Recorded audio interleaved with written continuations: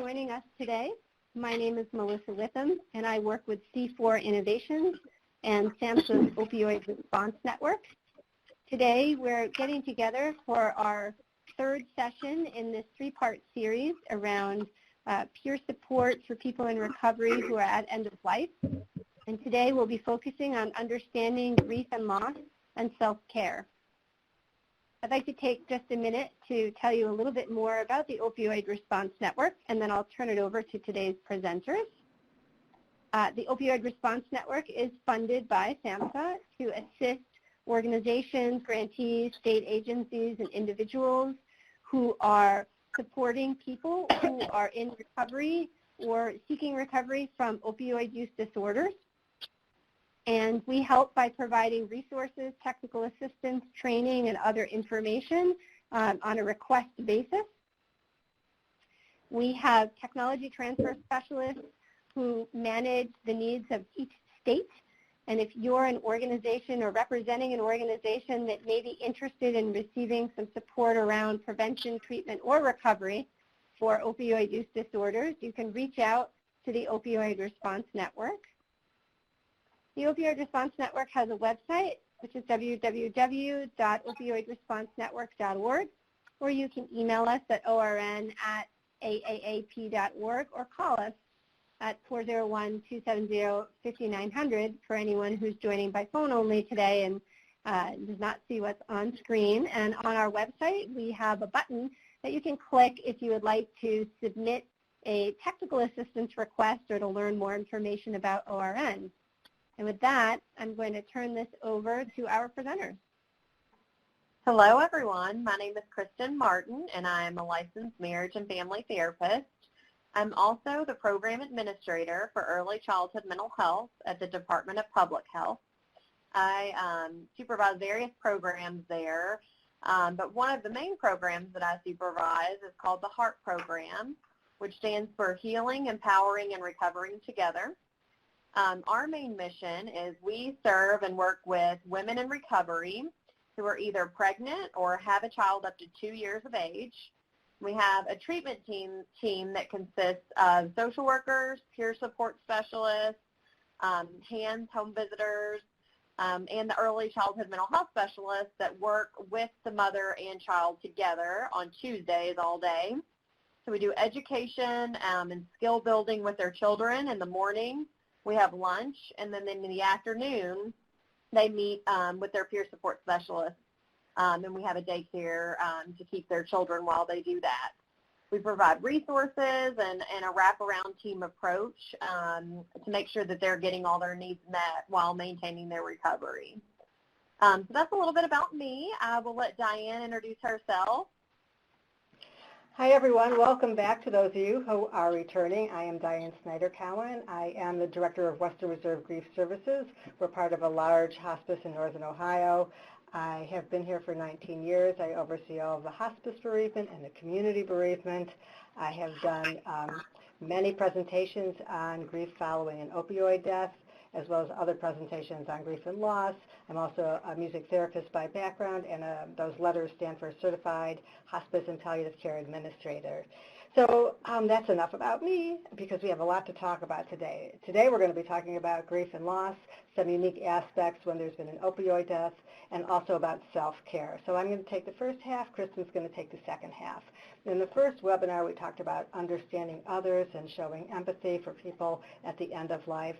In the second webinar, we talked about the final stages, signs and symptoms and what to look for. And again, today we're going to talk about grief. So I'm going to move to the next slide. These are our objectives. Okay. This is one of my favorite quotes. Grieving is as natural as crying when you're hurt, sleeping when you're tired, eating when you're hungry, or sneezing when your nose itches. It is nature's way of healing a broken heart. We know that grief reactions are often intricate and complex. If substances play a part, they can be even more complex, and we'll talk a little bit more about that.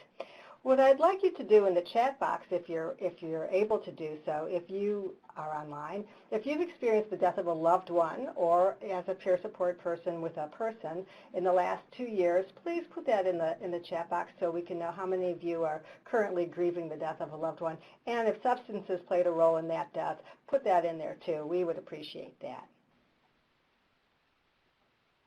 So some grief basics. Here's what we want to remember. Grief is a normal, necessary, natural reaction to a loss. It's a process, not an event. You don't have your 3 to 5 days of bereavement leave and then go back to work and everything is magically okay. You're attending to the busyness that happens after a death, preparing for the funeral, making plans to go in town or go out of town, and all those different things that by the time you get back to work, you're just beginning to grieve. It's a unique experience that operates on its own timeline. People like to say it's as unique as a fingerprint or as unique as a snowflake, but it's certainly not as pretty as a snowflake. It's an internal process, and it's expressed and experienced differently by each person. It carries the potential for transformation, and we'll talk about that a little bit. So we can understand patterns in grief, but we have to remember that every single person is going to grieve in their own way. I refer to this as my Olympic slide. It just talks about how grief impacts all of those domains, from physical to social to cognitive, emotional, behavioral, and spiritual. Physical things could be like your appetite. Maybe you have a loss of appetite or an increase of appetite. Maybe you have breathing difficulties. Behavioral could be that you're crying a lot or you're absent-minded or you're prone to accidents. For emotional, you might be angry or feel shame or guilt, and we'll talk more about those feelings in a little bit. Cognitively, you might be forgetful. A lot of people we work with say they have grief brain. They can't remember things. They're really forgetful and they have a hard time concentrating. Spiritually, you might be drawn closer to your faith or you might feel further away from your faith, and all those things are okay. There's also something called the determinants of grief, and William Worden in his work talks about the determinants of grief being things like who was the person, what was the nature of your attachment. So maybe it was an uncle you never saw and that person died and you're really not feeling, you never knew that person. But maybe it was the uncle who raised you and you're feeling like, oh my God, that was the most important person to me and now he was my father figure and now he's gone. Or it might be the uncle who raised you who was abusive to you and you might feel very conflicted. So all those things about the nature of the attachment, who was the person, the mode of death, how the person died is going to have an impact. How your coping styles are of you as a person in general. And so if you have a easy time coping with things, you might have an easier time coping with the death. But if you always have difficulty coping with things, you might have a more difficult time. And social factors and financial factors and culture and gender and all those things are going to play a role. So gender, culture, early losses, values, bereaved, and influence the grieving process. And it's important to remember that many of the factors are going to have a unique impact on each person. So we're going to talk more about definitions and terms. We're going to talk about the difference between grief and mourning. Grief is that inward feeling that you have, and it's an inward process, and mourning is that outward expression of grief. So we just talked about these bullet points here. I'm not going to go into them again, but I want to just share that while we have many experiences that are the same, we all grieve differently, and that's really the main thing. If you take away anything today, is that each person grieves differently. So if you're like me, I'm one of 5 adult children, and all of my siblings grieve the death of my parents very differently. But no one did it right or wrong or good or bad. We're just different people, and we're grieving in our own ways based on all of those different determinants I just talked about. And so we can't be judgy that, Kristen, you're not grieving the right way because you're not grieving, you're not crying hard enough. Or Melissa, you're grieving the wrong way because you're out and about and taking care of things when you should be at home being all sad. So we can't be judgy about how people are grieving. Everyone is going to grieve in their own way. There's no right or wrong or good or bad. We'd like grief to look like that first thing, that straight line there. It doesn't work that way at all. People want a calendar. There's no calendar. They want to know when they're going to feel the next thing. There's no way to forecast that. Nobody has a crystal ball. It really is a mess, just like that ball of squiggles there. And so we need to remember that it's not a direct line. It's a process. And there's not stages. Those Kubler-Ross stages that people are familiar with, that's for when a person is dying and has the disease. And Kubler-Ross was an amazing woman and helped so much with the death and dying field. But she wasn't talking about the grief people feel afterwards. It's more a roller coaster or a tsunami or a tidal wave or any of those things. It's a mushed up, mess up thing. We can count on grief to do all these different things. This is taken from a magazine called a bereavement magazine from many years ago, but many of these things still ring true today, that you can count on grief to increase your vulnerability. You can count on grief to increase change. We talked about vulnerability in the first session when we talked about empathy versus sympathy and how vulnerability you are open up to your more feelings that are more frightening and places that you haven't been for, and you might be very surprised at the feelings that you're feeling. Grief will also create change. Your role will change. If your spouse dies, you were a wife, now you're a widow. If your parents die, you were a child, and now you're an orphan. And if you're a parent who has a child die, you might be wondering who you are. So your social structure will change, romantic relationships change. I'm sorry to say that when there's been a death of a child, it's about 50-50 chances for divorce. We've seen that a lot. Your priorities will change, what becomes important to you. Certain things will be more important, certain things will be less important. We talked about spiritual awareness. It will change, but you might be very drawn and getting comfort from your spirit or faith-based tradition, or you might just be turning away and questioning everything. And the questions are a good part of that spiritual awareness. Hopefully your compassion is strengthened. For most people it is, because they have felt that feeling, so when somebody else is feeling that feeling, they can relate to it. However, you're not going to ever share when I was grieving, I felt this, because you don't want to belittle what somebody else is going through. But you know how hard or profound a death was to you, so when you hear somebody else experience it, you know, well, gosh, that person, if her grief is anything like my grief, it must be a hard time too. And it helps define the past. And we talked about this a little bit, that you can look at the past and what was and what you want to take forward and open the doors to the future. There was a lot of talk in the past about the way men grieve and the way women grieve, and then we found that men sometimes grieve the way women do, and women sometimes grieve the way men do, because those words don't work anymore in our language. So another way of thinking about that was talking about emotional grievers and intuitive grievers and instrumental grievers. So the intuitive or emotional grievers were the heart grievers, the people who were really emoting and crying. Part of me is a very big heart griever. And then you have the head grievers, the people who are thinking or doing. They're instrumental grievers. You have the father who's busy painting the kitchen after his son dies. The wife thinks, why are you painting the kitchen? Our son just died. And he says, well, I have to get ready because we have all these people coming over to our house. And it's not that he's grieving any less, he's grieving differently. And then you have the head and heart grievers. Those are blended grievers. I'm kind of falling into that category as a blended griever. And that's very healthy. Sometimes I'm busy, doing, and sometimes I'm just sobbing my heart out. And then you have the head versus the heart grievers.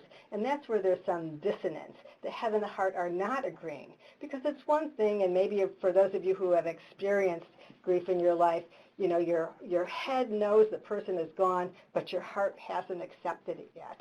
And in time, you will accept it. But when you have this heart and head clashing and you have some dissonance, this indicates that a person is going through a hard time in their grief.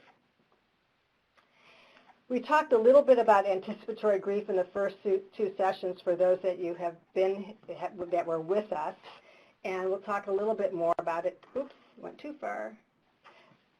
So ignore that why on the second line, because we might be wondering why we're grieving. But anticipatory mourning, I want to read you this one quote.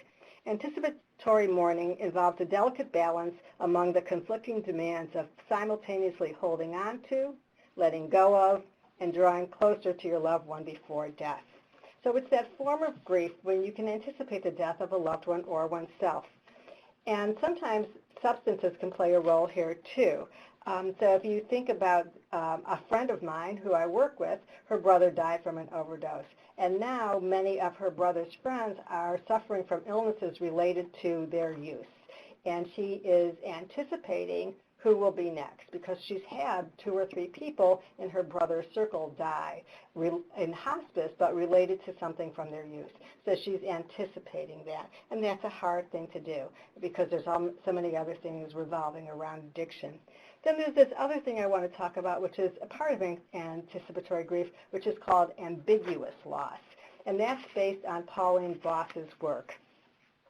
So there's grief around the person with the addiction. There's grief around the actual death.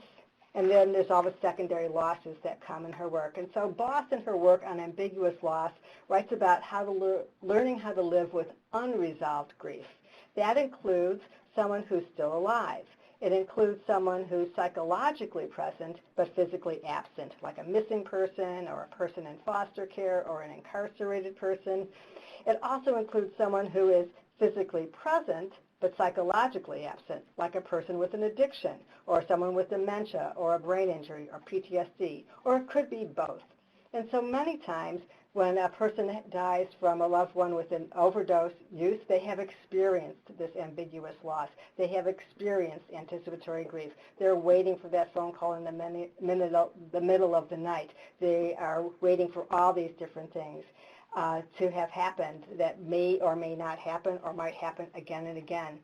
And then they maybe didn't know about the substance use, and then they might be surprised. And then they might wonder, well, how could I not know this was going to happen? And then they might blame themselves. And so it gets to be a roller coaster of emotions, and we'll talk a little bit more about that. So that's ambiguous loss. So we have ambiguous loss, anticipatory grief, and we talked last time about how during those final moments, if you have time during that prior to death and you're experiencing anticipatory grief, you could do some pretty good life closure work and end-of-life work and some ethical wills and the like. Another type of grief that is very common is disenfranchised grief. And that's grief that is experienced when a loss can't be openly acknowledged, socially sanctioned, or publicly mourned. And Kenneth Doka is the big guy around this. And this grief, here's some examples on the next slide so you can see that. And I have substance use disorder right on top, but perinatal loss. Lovers, I couldn't go to my lover's funeral because his wife and children were there. The LGBTQ community has experienced a lot of disenfranchised grief.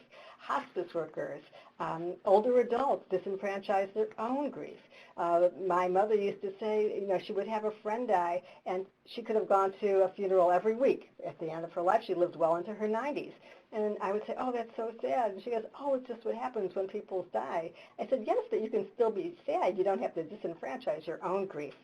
So because there's such a stigma associated with drug addiction and use, that lots of times people don't even want to come forward with how their person died or the role substances play because the stigma is so strong. And sometimes that stigma is self-imposed and sometimes it's very real. So that's just something to recognize and acknowledge that that's a big part of the grief experience and could play a big role with the person who is dying and their family. This is I don't know if you remember this, but this is from I Love Lucy. This is the episode where Lucy, and for those of you who are just listening, I'm showing a picture of an episode of I Love Lucy where Ethel and Lucy are in a department store, and they're going from place to place in the store, and they're not doing very well in any of the jobs. And they're finally put on the candy line. And they thought, oh, this is pretty good. They're wrapping the candies and sticking one in their mouth every now and then the candies come faster and faster and faster, and so they start stuffing.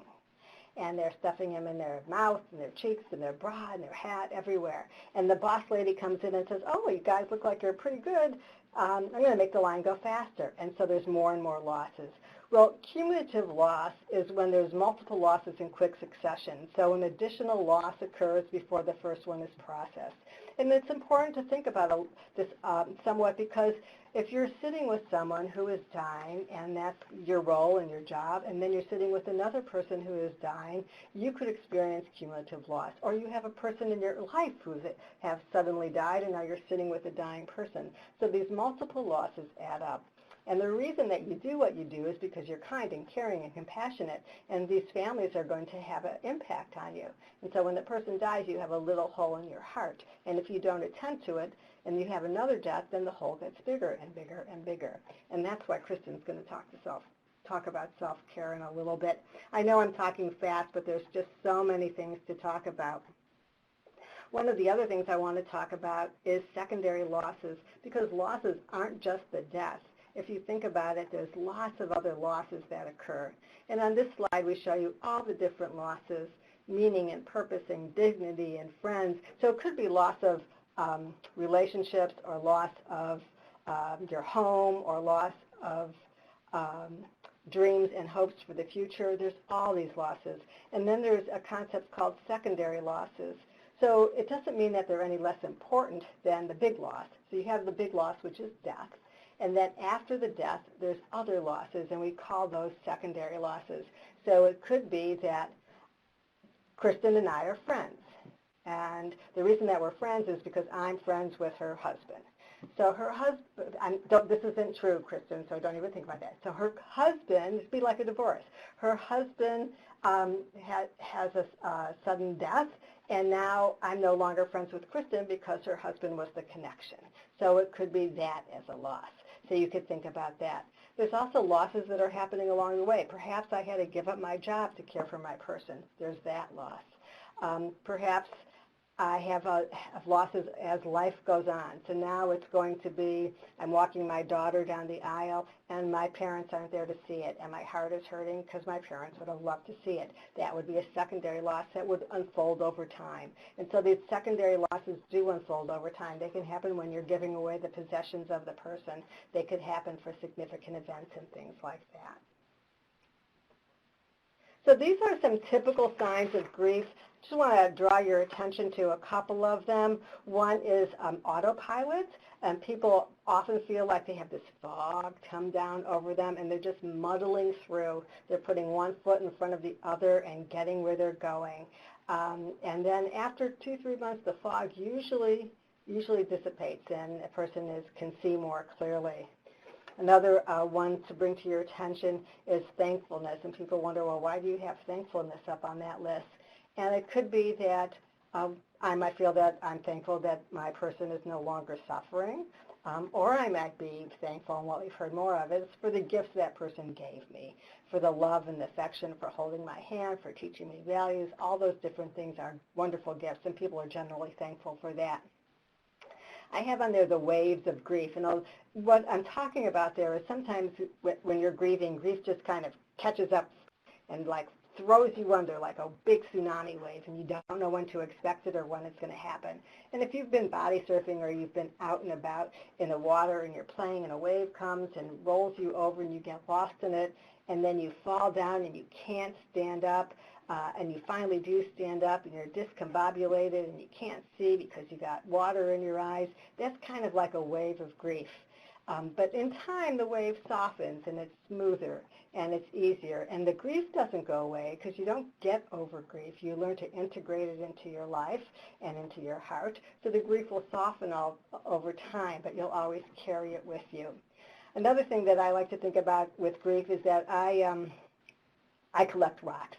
And so if you collect a rock, or you have a rock that has rough edges and you put it in your pocket of your jeans, it's going to be rough. It might tear a hole in your jean pocket. It might cut your skin. It's rough. It hurts. It really hurts. But what happens with rocks over time is that there's erosion and they soften. So I still have the rock in my pocket. I still carry it with me. Grief is part of who I am, but it softens over time. And then all these other ones, numbness and loneliness, anger, guilt. There could be anger. We'll talk more about anger in a little bit, but there could be anger at the person for, you left me. How could you leave me? I'm angry at you. Or there could be anger at the disease. We'll talk more about guilt and fear and those types of feelings in a couple minutes. In fact, oops, I went too far. We'll talk about them right now because you'll have all the feelings on the previous slide, as well as many others. I mean, this is just a snapshot. There's too many signs and symptoms of grief, but these are some common ones. But when substances played a role, these really rise to the front. So I want to spend a little bit of time on this. I'm going to just have a quick sip of water. So there could be despair and sadness, deep despair and sadness. Of course, people grieve when there's the death of a loved one, and there's this sadness. We want to make sure it's not turning into depression. But there could be sadness because you haven't had a chance to say goodbye. And so when there's been an overdose death, it could be that the death was so sudden that you didn't have a chance to say goodbye. So that's something to think about. Anger, when opioids or use is involved or addiction has been involved, there's lots of anger towards the whole community, to the medical community, that there wasn't enough treatment beds, to the people who gave the person drugs, to the person who was using drugs, anger at the world, and what do people do with their anger. And the same thing with blame. There's lots of blame and shame and guilt. If only I would have done this. If only I had said that. Now, generally speaking, when there's grief and there's guilt, it's pretty common. Oh, I wish I would have done this, or I wish I would have said that. And we always want to explore that guilt, because guilt implies you did something wrong. And maybe it's something you regretted. I regret that I didn't do this, but I'm not guilty. I did the wrong thing. So that's something to explore to see what the person is feeling. Is it true guilt? Are they actually guilty? Are they feeling guilt? Or are they feeling more regret? So that's something that a counselor would explore with someone. But there could be, because of the stigma, people don't want to talk about the circumstances of the death. And so they isolate themselves, and then they become lonely, and they don't talk about it, and there's more shame. And so they go down this lonely spiral and into this abyss. And that's something that we don't want people to do or feel. We want people to share more. And people are beginning to share more when there's been, whether it's suicide or drugs or whatever it might be. People are talking more, but there is still such shame and stigma involved. My friend whose son died from an overdose death, I have two friends who both had sons die from an overdose death. One talks about it freely. One is still not talking about it, and it's 3 years later. And it's even in my line of work and with my little prodding question here or there, it's hands off, not talking about it, won't even go there. And so people feel judged, and they feel ashamed. They're ashamed if they love somebody with an addiction, or they might have an addiction themselves. And all these things can complicate things. They have fear. They have anxiety that someone else in their life who is using might die. They have fear that somebody who's using might relapse. So there's all these different things that could be going on in their heads. And then there's relief, and then people feel guilty that they feel relief. But there is relief, that they're not getting that upsetting phone call, or they're not getting that terrible bad news in the middle of the night. And so they need someone to work through these really strong, big feelings. So what could complicate grief? Moving right along here, multiple losses could complicate grief. Mental illness can complicate grief. Using substances could complicate grief. Financial loss, loss of companionship. Sometimes what people say can complicate your grief. Well, you should be over it by now. Well, that's not going to be very helpful to someone who's grieving. And Kristen will talk more about cliches and things like that. But there are certain things that will complicate a grief reaction. And if those factors are involved, we want to address them and move along. Briefly, we want to talk about triggers. The triggers can cause an increase in symptoms, and if you think about it, almost anything could be a trigger. Anniversaries, birthdays, special occasions, songs, smells. You walk into a store and you smell brownies, and brownies reminds you of your grandma who baked brownies for you every time you walked in your house. Or you walk through a grocery store. People tell us all the time how grocery stores are huge triggers for them. So almost anything could really be a trigger. I'd be curious to see what people write in the chat box of what's a trigger for them.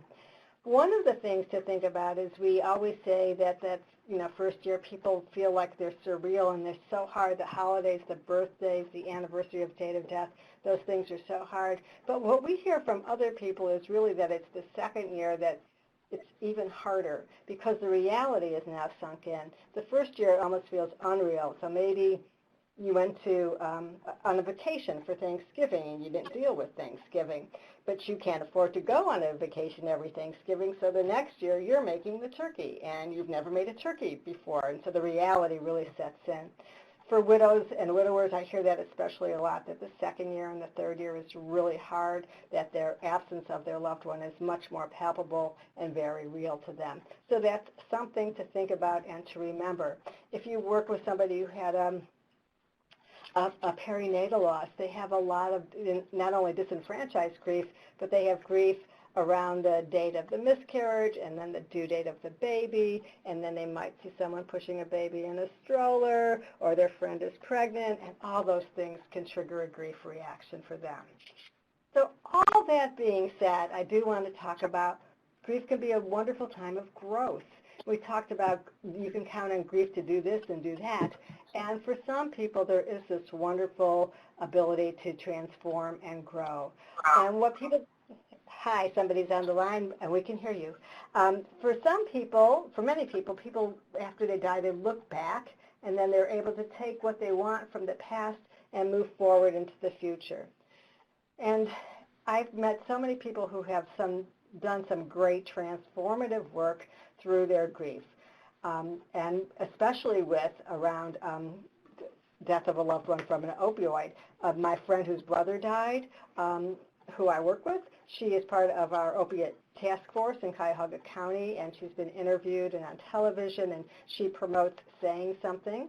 I spoke with another woman who runs one of our support groups now, and her son died from an overdose, and she feels that she is on a mission. Her husband, who was the son, he was in nursing at the Cleveland Clinic, but he changed his job and now is working in nursing with people who are in recovery. We had a team leader on a pediatric team, but she didn't start that way. She was a mom whose child died on the peds team, and then she went to school and became a social worker, and then she became a social worker for hospice, and then a social worker on the peds team, and then the team leader for the peds team. So she really changed her life, and we hear so many stories of people doing advocacy work, and just wonderful things that they are doing through their grief. And it's really amazing and powerful to hear these stories, which is one of the reasons why I stay in this position for so long. All right, that's a lot. I think it's time for me to turn it over to you, Kristen. All right. So we're going to focus on supporting others. So when someone that we love has suffered a loss, or when we have suffered a loss of our own, we can be at a loss of words and not knowing what to say. When we feel at a loss of words, sometimes we just grab something and say something that comes to our mind that we've heard before, but often this response isn't helpful to the person who's grieving. So for example, how many times have we all heard, "Time will heal all," said to a grieving person? The problem with reaching for these old cliches is they often don't provide comfort, and in fact that can offend the person or hurt their feelings. Our society feels just so uncomfortable with pain and grief that many times we give or get the message that we should just get back to normal really quickly. And of course, even when we heal, we probably won't get back to normal, if normal being exactly like we were before our loss.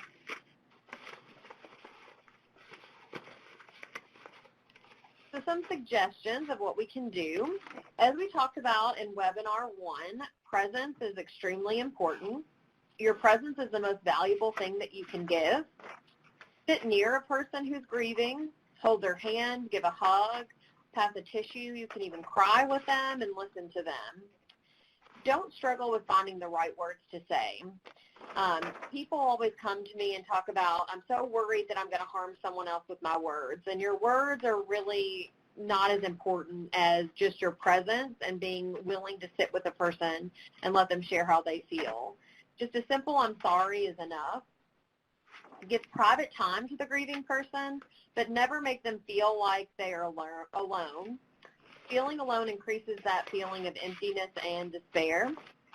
If you don't know what to do, just ask yourself, well, what would I like done for me under these same circumstances? And also, it's important to just directly ask someone what they need. Talk if your friend wants to talk, or keep silent if the person prefers silence. Focus on giving rather than receiving. Grieving people need much more help and rarely have much time to give in return. bring food to the home, help with household chores. If you're unable to tolerate extremely painful mourning, help from afar. Offer to help with chores or running errands. Don't tell a grieving friend not to cry because you're unable to bear it. Weeping is essential in the grieving process. Share your own experiences with grief, but use good judgment. Only share what will offer some hope and survival techniques. Include grieving friends in social interactions. Allow them to freely accept or refuse whatever feels best to them. Use good judgment on how long to visit. Grieving people can be grateful for visits, but also they may not want to tell you when they've had enough time with you. So be aware of that and don't overstay your welcome. Acknowledge the loss. This can be said simply and directly. You can send them notes and flowers or a donation to a charity in the person's name. Sharing spiritual beliefs that are uplifting can give great support, but don't push your spiritual beliefs on a grieving person. Praying together can create a sense of unity if the person is religious. Don't withdraw support too quickly after the funeral. That's extremely common. I forgot to mention in the introduction that I was a bereavement counselor for several years for a hospice agency. And one of the things that I heard from my clients often is, where did everybody go after the first 2 to 3 months? It's like your house is flooded with people, and people are always checking on you and calling you and offering to help you in the first 2 to 3 months. And then as things start settling down, you wonder where all that support goes. And I understand that because, of course, the loss triggers the other person immediately, but as their life gets back to normal, they forget about how that loss doesn't go away for those immediate people in that other person's life. So if your grieving friend doesn't seem to be recovering or coping well with the loss, you can suggest that they reach out to a counselor. Everyone is different, even though they can have some similar needs. If you have friends and relatives who are acting awkward around you now, they may be having problems knowing how to respond to your grief if you're the person grieving. Often you can offer to provide some comfort. However, sometimes we don't always know what to say or do. So try telling someone what you need from them if you're the person grieving, and give specifics of what you need instead of just vague statements. Some great ways that people can offer to help, or you can give a suggestion of how to help, are encourage people to call you, or you call the people who are grieving often. Also, reach out to your supervisor or seek supervision if you have experienced the loss and you're having a difficult time coping with it or it's interfering with your work.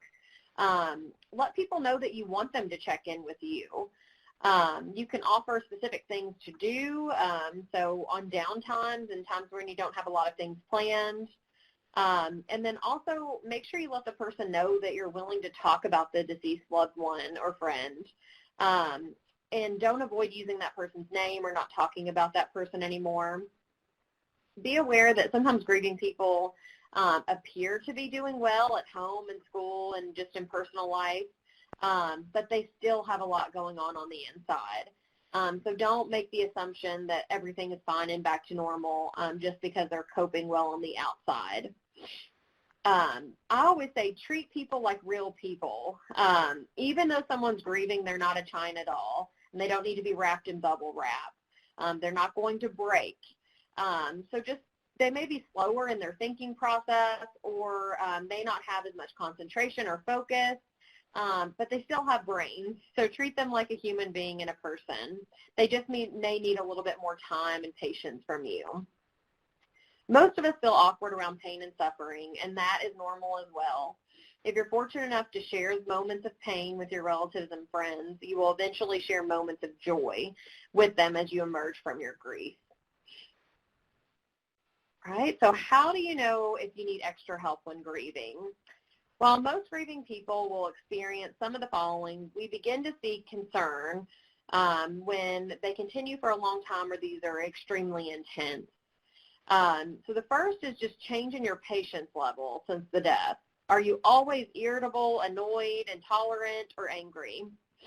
Second is numbness and isolation. Are you experiencing an ongoing sense of numbness, or an ongoing sense of being isolated from yourself and from others. Alone in the grief.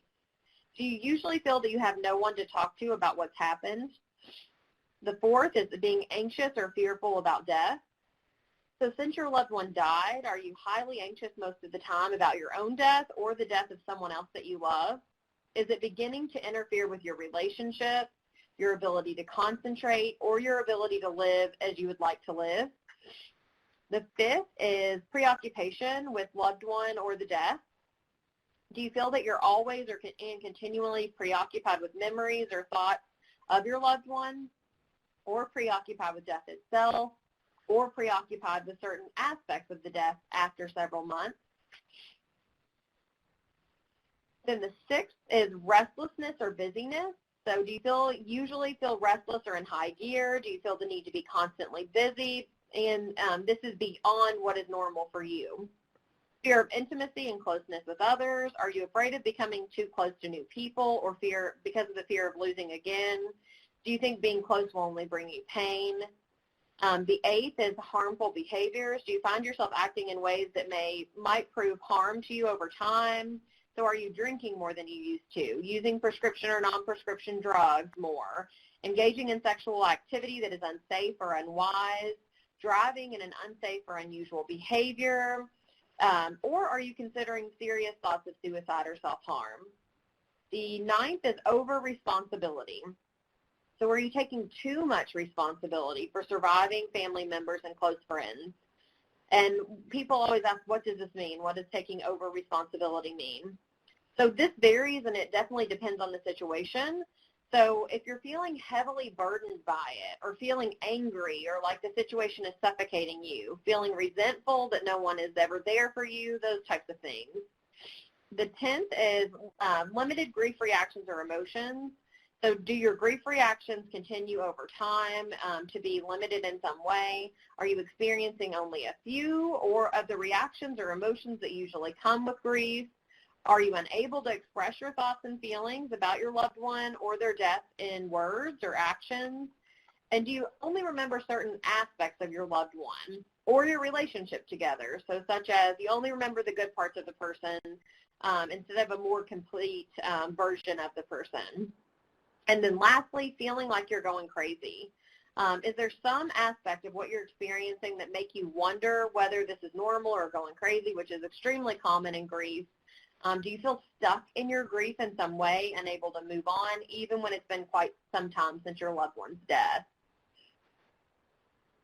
I went too far. So supervisors. We're going to review just some helpful strategies that supervisors can use to support their staff. First and foremost, create a safe place for the people that you supervise to cope with anxieties and difficulties. And make sure that this space or area that you use is private so that someone is comfortable openly sharing. That happens a lot. I see like people want to talk like in open general spaces in an office space, and that's not confidential. People don't feel safe and secure sharing, or other people hear information that they shouldn't be privy to. Encourage the supervisee to share their thoughts and feelings openly. Don't place judgment on how they're feeling or thinking. Normalize those thoughts and feelings. And then also it's really important that you actually know the resources in your area if someone needs additional support with coping with their grief. So encourage that person to reach out to those resources as well. And then rituals or activities of remembrance can offer a time for healing. They're an important component of the grief process. And these can be individual rituals, meaning you do them on your own or as a group.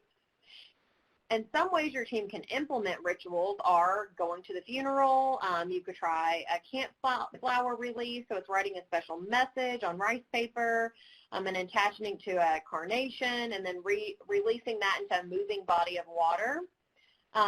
You could also light a candle for that person and put their picture in front of it in honor of them. There are lantern releases where you can write a message on a lantern and send it off. A butterfly release.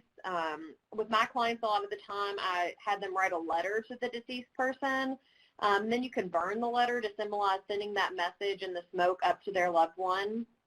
You can create a rock garden where you can add rocks when needed. So write a special message or a word that reminds you of that person or what you learned from them or the experience.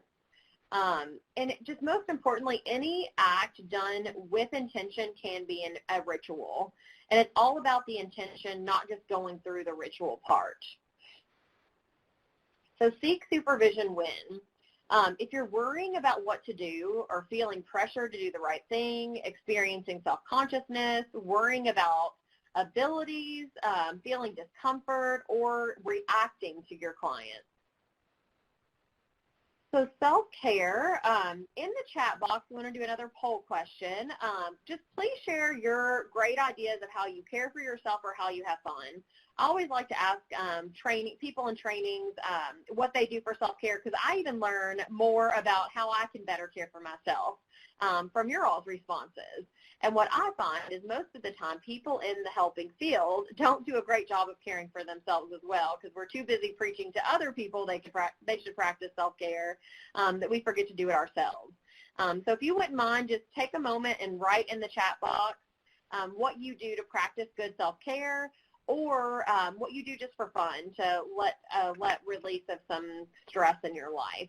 And I'll give you just a second to do that.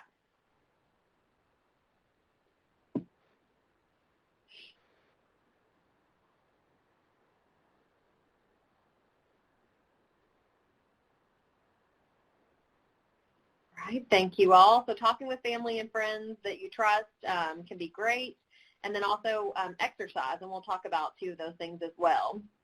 So we cannot heal someone until we know how to heal ourselves. We start by acknowledging our own woundedness. We enter that woundedness and work through it. By entering that woundedness and working through it, we learn how to heal ourselves, and we learn how to assist in the healing of others. This quote is from Being a Wounded Healer by Douglas Smith. It's important to recognize that we're all wounded in some way, whether it's emotional, spiritual, or physical. We all have our own stuff that we carry along with us. We must be aware of this and take care of ourselves so that we can continue to care for others as well. So when discussing shared woundedness today, I want to explore what happens when that woundedness that helped define you professionally is reignited by loss. So does that impact the work that you do? And if so, does that impact it in a positive or negative way? If the impact is negative, can we shift that impact? And if it is positive, can we enhance that positive energy in some way? So there are some key things that we want to realize. First, we suffer as professionals despite our expertise. And then second, when we are suffering, we must be willing to look inward in order to be a help to others and accept that we aren't immune. Know our strengths and limitations, develop a plan to attend to them, and in the end, connect with our clients with greater respect and humility. Our wounds, therefore, have the potential to strengthen who we are and what we bring to our clients. In many ways, makes us more authentic in working with our clients. This, however, is potential. We will focus on awareness and strategies to use in our woundedness to become better at what we do and not have it lead to overwhelming us in the work that we do. If you notice that your wounds are being triggered when working with someone, take a deep breath and try to be present by centering yourself. Some ways that you can do this and that I've used myself are moving a penny around in your pocket or counting books on a bookshelf. Once you leave that session, seek supervision for how to address this in the future. So there are 4 essentials to caring for yourself. Physical self-care involves activities that promote or improve your physical health, such as diet and exercise. It also means seeing a doctor. Let's see. I hope you all can still hear me. It says I've lost connection. Not sure. Hi, Kristen. We can hear you. Okay, great. I'm just going to keep going because I've lost connection. I'll change the slide. Oh, I'll change the slides for you. Okay. Okay. It also means seeing a doctor when you're sick or taking time to rest. Caring for your physical health might mean eating fruit or vegetables to fuel your body or staying hydrated. It's also important to stay active in a way that's fun and rewarding for you. So it could be going for a walk, a hike, or playing a sport you enjoy, or taking a yoga class. Remember to find balance. While it's important to stay active, make sure to rest if your body needs it. Mental self-care involves activities that help declutter your mind and reduce your stress levels. Taking care of your mental health can seem difficult when life gets busy with work or school. By scheduling time each day to care for your mental health, you can reduce your stress and improve your overall happiness. Caring for your mental health looks different for everyone. Some easy ways to relax each day include reading a book, doing a craft, unplugging from technology, decluttering your home, taking a class, or going for a walk. There's no wrong way to take care of your mental health as long as it's healthy and makes you feel relaxed. Emotional self-care involves caring for your emotional health in order to attain emotional well-being. The key is to get in touch with your emotions. This can mean taking some time to meditate, write in your journal, practice gratitude by reflecting or sharing with others, talking with a close friend, seeing a therapist, or leaving positive notes for yourself. You can change the slide, Diane. Okay. So self-compassion. This slide is based off the work from Kristin Neff. You're welcome to Google her to read more on this. Actually, we're running out of time, so I'm not going to focus on this very much. But those are the 4 aspects that she focuses on. Do you mind to shift that again, Diane? I did. So some examples of self-care options. There are so many ways to care for yourself, and these can be large or small. And I always talk to people because when I give speeches or conversations about self-care, what I find is that people think that you have to spend a lot of money to care for yourself. And this is not true. Most people say a pedicure or a massage or, taking a big vacation. Well, you can't do those all the time. So it's finding things that you can do for yourself that help care for yourself but don't cost a lot of money. And self-care is extremely important when caring for terminally ill people. I'm sure you've heard the phrases such as you can't pour from an empty cup or when you must put your oxygen mask first on before helping someone else with theirs. These phrases just illustrate the importance for caring for yourself before you are capable of caring for someone else. It's important to identify what self-care looks like for you and then claim your right to practice that care daily. This may seem like a simple explanation, but it's really not simple in practice. Sometimes we even have to fight against our own thoughts on what we should need or how we should be acting, as well as what we do and do not deserve. Be kind to yourself and understand that self-care is a critical component for being able to support and care for terminally ill people. So there's so many examples of self-care. Some of the ones we mentioned here are just noticing tension. The next is grounding. This can be as simple as just feeling your body in the chair, taking a deep breath, identifying and naming your emotion, touching something to feel your feet grounding you. Be aware of a noise. Notice a particular object in the room or your office, and then just talk. Breathing exercises can be really great. Something that you can even do at a traffic light is breathe in for 4 seconds, then hold your breath for 4 seconds, exhale for 4 seconds, and then just do nothing for 4 seconds and repeat that 4 times. There are meditation practices as well as massage, and there's a lot of research that shows the positive effects of massage. It helps reduce pain and relieve stress and anxiety. What I tell my clients and people that I supervise is getting a massage does not have to be expensive. Most of the time people can look into local massage therapy schools, and those rates are extremely affordable, and you can get it at a discounted rate. Yoga is an also great self-care tool because spending time on your mat can benefit your brain, heart, bones, and even change the expression of your genes. So yoga helps reverse the damaging effects of chronic stress. So even just 15 minutes a day is valuable in repatterning dysfunction in your body. And then, of course, integrative therapies can also be helpful as well. So the wrap-up, just in summary, grief is a normal, natural, and necessary response to loss. Grief is a process, not an event, and supervision and self-care are imperative when working with the dying. So I'm sorry I've lost my video connection, but I'm going to shift back over to Diane to answer questions in those last 5 minutes. Thanks, Kristen. Sorry about that, but we heard you loud and clear, so that's good. So are there any questions? We went through so much information, all the different types of grief, some significant and unique grief reactions when there's been use of substances. We talked about self-care, self-compassion, different ways to take care of yourself. What questions might you have, or what are some of the thoughts that are going through your head? Is this ringing true to you? Did you learn something new? We welcome your feedback and comments.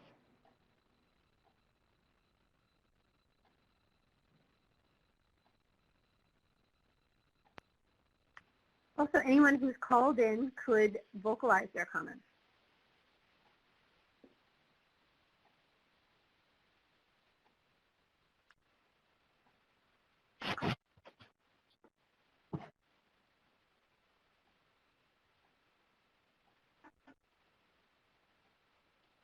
Well, Thank you all. Appreciate the webinar. Really helped me a lot with my job and my personal life. Thank you. You're very Thank welcome. you. It's our pleasure. We covered so many topics, and you'll have the access to all the PowerPoints and the information in the PowerPoints. If you have more questions, you can contact Melissa, and she can get in touch with us if you have more specific questions. I'm sure that both Kristen and I would be happy to answer them for you. It's a lot to wrap your head around. Working with the dying is not an easy thing. We applaud you and we thank you. It's really a gift that you're giving to others and to yourself. So thank you so much for doing what you do each and every day. We really appreciate it. Thank you.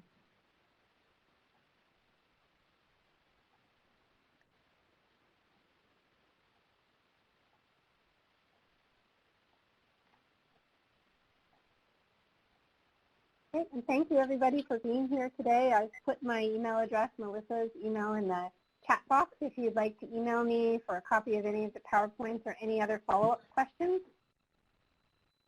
And we hope you have a great rest of the day. Thanks, everybody. Bye, everyone. Thanks, everybody, for your participation through these webinars.